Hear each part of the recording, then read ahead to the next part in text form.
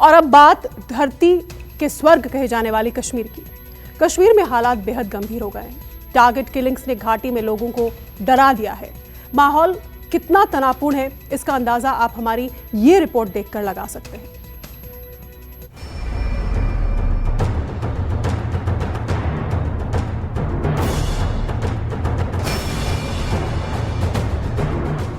गृह मंत्री अमित शाह, जम्मू कश्मीर के उपराज्यपाल मनोज सिन्हा, देश के राष्ट्रीय सुरक्षा सलाहकार अजीत डोवल, केंद्रीय गृह सचिव Ajay Bhalla, IB chief Arvind Kumar, army chief Manoj Pande, BSF chief Pankaj Singh, NIA और सीआरपीएफ चीफ कुलदीप सिंह, रॉ चीफ सामंत गोयल और जम्मू कश्मीर के डीजीपी दिलबाग सिंह समेत देश की सुरक्षा से जुड़े तमाम बड़े अधिकारी एक साथ एक टेबल पर अंदाजा लगा सकते हैं कि हालात कितने गंभीर हैं।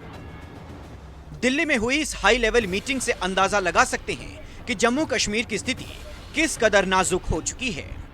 देश के गृह मंत्री अमित शाह और राष्ट्रीय सुरक्षा सलाहकार अजीत डोवल के साथ तमाम खुफिया और सुरक्षा एजेंसियों की हाई लेवल मीटिंग बताने के लिए काफी है कि धरती की जन्नत कही जाने वाले कश्मीर में आतंकी किस कदर अपना आतंक फैला रहे हैं। गृह मंत्रालय में तकरीबन 2 घंटे तक चली इस मीटिंग में जम्मू कश्मीर के मौजूदा हालात को लेकर कई अहम फैसले लिए गए। सूत्रों की माने तो बैठक में यह तय किया गया कि कश्मीर के दूर दराज वाले इलाकों में जो कश्मीरी पंडित और हिंदू कार्यरत हैं, उन्हें जिला मुख्यालय में तैनात किया जाएगा। उन्हें कश्मीर से बाहर नहीं भेजा जाएगा, क्योंकि आतंकी यही चाहते हैं कि कश्मीरी पंडित कश्मीर छोड़कर चले जाएं।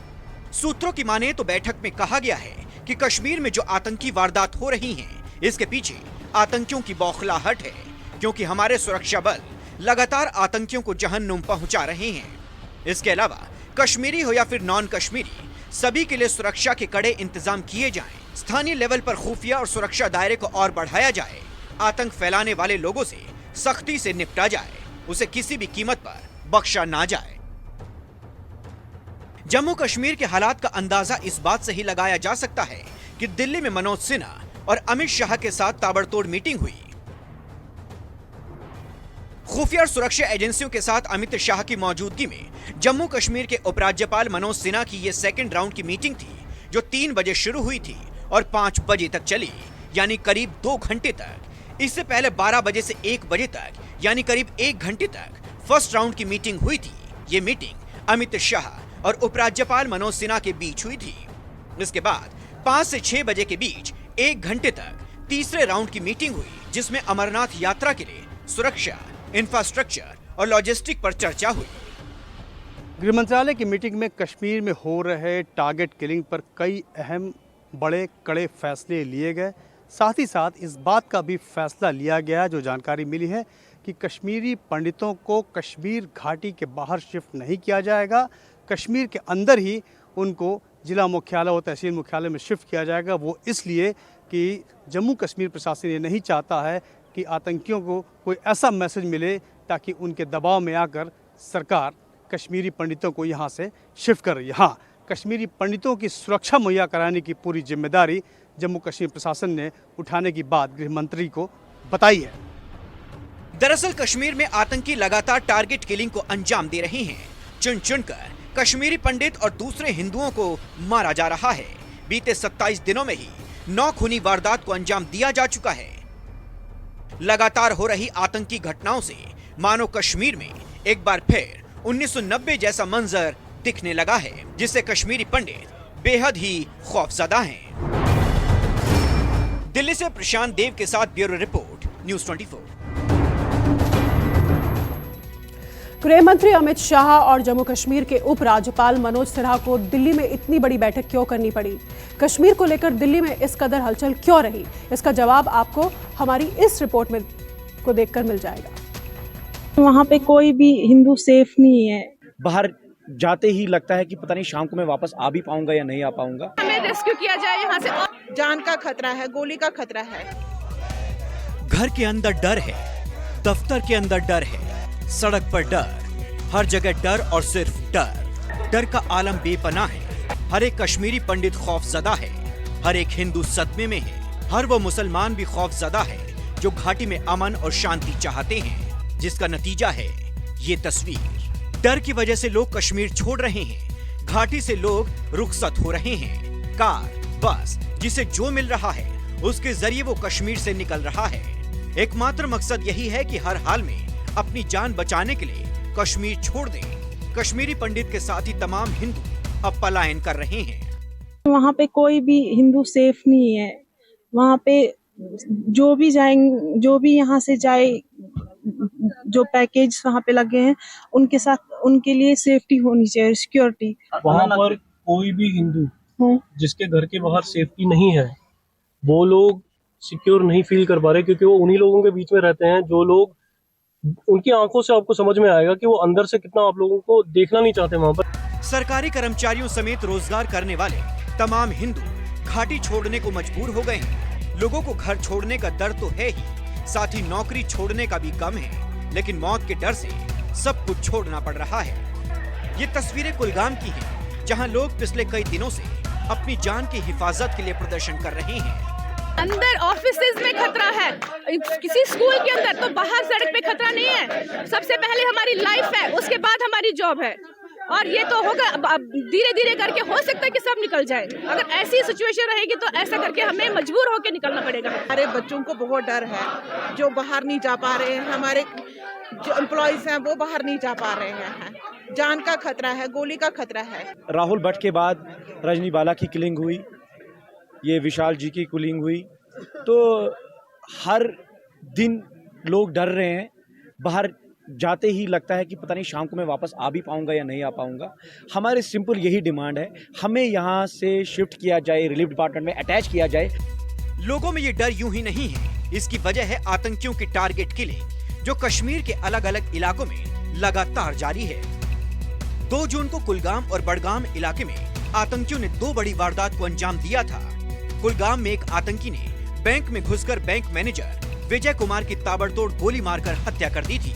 वहीं बडगाम के चढ़ूरा गांव में आतंकियों ने 2 मजदूरों को गोली मारी, जिसमें बिहार के रहने वाले दिलखुश नाम के एक युवक की मौत हो गई थी। इससे पहले 31 मई को कुलगाम के गोपालपुरा में आतंकियों ने एक हिंदू टीचर रजनी बाला को मौत के घाट उतार दिया था।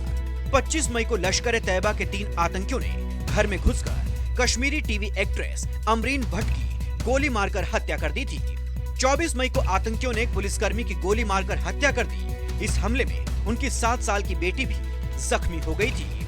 12 मई को ही बडगाम के चढ़ूरा इलाके में सरकारी दफ्तर में घुसकर आतंकियों ने राजस्व अधिकारी और कश्मीरी पंडित राहुल भट्ट की गोली मारकर हत्या कर दी थी। 12 मई को पुलवामा के गुढ़ूरा गांव में पुलिस कांस्टेबल रियाज अहमद ठोकर की आतंकियों ने उनके घर के पास हत्या कर दी। 9 मई को शोपियां के पंडोशन इलाके में आतंकियों की फायरिंग में एक युवक की मौत हुई। 7 मई को श्रीनगर के डॉक्टर अली जन रोड के एवा ब्रिज के पास आतंकियों ने पुलिस कांस्टेबल गुलाम हसन डार की हत्या की थी। यानी 27 दिनों में आतंकियों ने 9 टारगेट किलिंग को अंजाम दिया है। आंकड़े चीख चीख कर बता रहे हैं कि कश्मीर में एक बार फिर 1990 जैसे हालात बन गए हैं, बल्कि उससे बदतर भी कहा जाए तो कम ही होगा। नतीजतन लोग कश्मीर से अपना घर बार छोड़कर पलायन कर चुके हैं। कुलगाम के ही काजीगुंड विसू इलाके के माइग्रेंट कॉलोनी में मौजूद हूँ। ये आप जो छोटे छोटे क्वार्टर जैसे देख रहे हैं, ये 450 के करीब यहाँ पर बने हुए हैं। हर क्वार्टर में 2 कमरे हैं, उसी में एक किचन और एक रूम है जिसमें एक माइग्रेंट परिवार फैमिली रहती है। और यहाँ 450 जो परिवार रहते थे उसमें से हमें बताया जा रहा है कि करीब 20% परिवार जो है डर की वजह से जो टारगेट किलिंग हो रही है उसकी वजह से वापस यहाँ से जम्मू की तरफ पलायन कर चुके हैं। ये कॉलोनी सरकार की ओर से उन्हीं लोगों के लिए बनाई गई थी जिन्हें कश्मीर में नौकरी दी गई थी। साल 2010 के बाद इन कॉलोनियों में कश्मीरी पंडितों को बसाया गया। दूसरे हिंदुओं को भी इस कॉलोनी में फ्लैट दिए गए ताकि वो लोग वहां पर रहें और नौकरी करें। सरकार की योजना थी कि कश्मीरी पंडितों को पीएम पैकेज के तहत बसाया जाए, लेकिन अब कश्मीरी पंडित इन घरों में भी महफूज नहीं हैं। लिहाजा कश्मीर से पलायन कर लोग अब वापस जम्मू आ रहे हैं। घाटी में लगातार बढ़ते टारगेट किलिंग को रोकने के लिए सरकार ने बड़ा फैसला भी लिया। जो भी हिंदू सरकारी कर्मचारी दूर दराज इलाकों में काम कर रहे हैं, उन्हें कश्मीर के जिला मुख्यालय लाने का फैसला किया गया है। लेकिन कश्मीर में रह रहे हिंदू कर्मचारी इससे भी खुश नहीं हैं। उनका कहना है कि कश्मीर के किसी भी जिले में हिंदू सुरक्षित नहीं है। नाराज लोगों की सिर्फ एक ही मांग है कि उन्हें जम्मू में शिफ्ट किया जाए। ये जो ट्रांसफर हो रही है, मुझे लगता है कश्मीर का आज कोई भी डिस्ट्रिक्ट हम लोगों के लिए सेफ नहीं है। ये हमारी बहुत पुरानी मांग रही है, हम कोई आज से नहीं लड़ रहे हैं कि एक हमारे लिए ट्रांसफ़र पॉलिसी बनाई जाए। लेकिन इस स्थिति में जो हालात कश्मीर में बदले हैं, जैसे वहाँ सुरक्षा के हालात हैं, इस वक्त कोई भी हमारा मुलाजिम जो है वहाँ जॉब करने के लिए तैयार नहीं है। हम जम्मू डिवीज़न के जितने भी मिnority में वहाँ हिंदू जितने काम कर रहे हैं, हमारी सिर्फ एक ही डिमांड है, हमें जल्द से जल्द सरकार जो है वो रिलोकेट करे। हमारी जो सेवाएं हैं वो जम्मू में ली जाएं, अपने होम डिस्ट्रिक्ट में ली जाएं, ताकि हम सेफ अपने बच्चों के साथ जहां अपना जो है वो नौकरी पेशा और अपनी जिंदगी गुजर बसर कर सकें। कश्मीरी पंडितों में आतंकी वारदातों का खौफ इस कदर है कि 8 जून को होने वाली खीर बोनी मेला को भी रद्द कर दिया गया है। ये जो 8 जून को खीरबोनी का जो मेला जो हर साल लगता है, जिसमें हर उल्लास के साथ हम सारी कश्मीरी पंडित कम्युनिटी जाती है, मगर जो रिसेंटली जो टारगेट किलिंग डेढ़ महीने से चल रही है और कल भी आपने देखा बैंक मैनेजर, उसकी वजह से हमारी कम्युनिटी में ने ये डिसाइड किया है कि हम इस बार इस यात्रा को के पर नहीं जाएंगे एक प्रोटेस्ट के तौर पर, क्योंकि हमारी सेफ्टी और सिक्योरिटी का सरकार को ख्याल नहीं है। हमें ये उम्मीद था कि धारा 317 हटने के बाद जो है अब हम जो है फुल फ्लैश जाएंगे, लेकिन आज भी हमें वही लग रहा है कि जिस हिसाब से पहले 1990 में जो हालात थे वही आज भी। अब मुझे नहीं लगता कि आज की डेट में हम जा सकते हैं। कश्मीर से धारा 370 हटने के बाद घाटी का माहौल खुशनुमा हुआ था। धरती की जन्नत कही जाने वाली घाटी में पर्यटकों का तांता लगना शुरू हो गया था। काफी संख्या में सैलानी कश्मीर पहुंच रहे हैं और यही बात हिंदुस्तान के सबसे बड़े दुश्मन पाकिस्तान को नागवार गुजर रही है। 30 जून से अमरनाथ यात्रा भी शुरू होने वाली है। पाक पोषित आतंकियों की यही मंशा है कि अमरनाथ यात्रा में भी खलल डाली जाए। देखिए, ये बिल्कुल जो है अमरनाथ यात्रा को स्मर्ट करने वाली बात है। ये पाकिस्तान की और आतंकवादी संगठनों की भरपूर कोशिश रहती है कि अमरनाथ यात्रा को जो है उसमें विघ्न पैदा किया जाए, उसमें रुकावट पैदा की जाए। इसलिए जो है कश्मीर में टारगेट किलिंग हो रही है। चाहे कोई भी मर रहा है, वो चाहे किसी भी धर्म का है, अगर निर्दोष लोगों की जान जा रही है तो उसकी कड़ी निंदा होनी चाहिए। कहीं ना कहीं ये एक उनकी जो स्लीपर सेल बोलूँगा मैं, ये जो स्लीपर सेल हैं, ये उनको लग रहा है कि यहाँ पे एक चीज़ भाईचारा जो बोलेंगे, भाईचारा बना रहे, वो नहीं बर्दाश्त हो पा रहा है। जो ये पाकिस्तानी आतंकवादी हैं वो चीज़ इस चीज़ को बिल्कुल बर्दाश्त नहीं हो पा रहा है, जिसकी वजह से इनोसेंट किलिंग कर रहे हैं।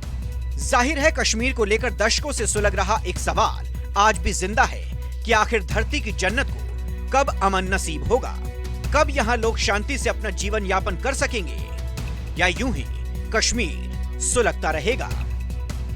जम्मू से पंकज शर्मा के साथ कुलगाम से आसिफ सुहाग, न्यूज़ 24। जम्मू कश्मीर में धारा 370 हटने के बाद सरकार के सामने ये पहली बड़ी चुनौती है और इसीलिए दिल्ली में मंथन हुआ। उम्मीद की जा रही है कि जल्द ही कोई रास्ता निकलेगा और आतंकियों को मुंह तोड़ जवाब मिलेगा।